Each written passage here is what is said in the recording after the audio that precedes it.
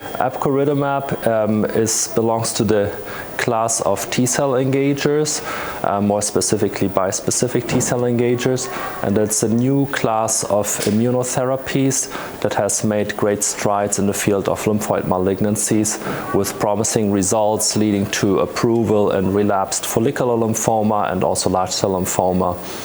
Waldenström, being a rare lymphoma entity, has not been studied with this class of medicine, so we are very excited to have the opportunity to explore this new class of medicine within the Waldenström space. This is a study that is a phase 2 study, multi-center, that will be led out of Beth, Israel Deaconess Medical Center with 3 collaborating sites, Dana-Farber, UT Southwestern, and Chapel Hill. And really the goal is to explore the efficacy but also the safety of this new drug in patients specifically with Waldenström. The trial is about to be IRB approved and will open within the next few weeks, we expect. And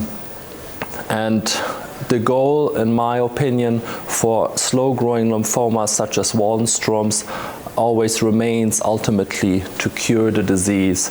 And we know from other disease entities, specifically large cell lymphoma, that cure is feasible with immunotherapies. Is the relapse refractory setting the ideal place? Probably not, but with clinical trials, we start in the relapse setting, and as they demonstrate ongoing benefit, safety, and efficacy, they typically are moved more in the upfront setting, where we believe they have a greater chance of accomplishing that ultimate goal that has been elusive for now.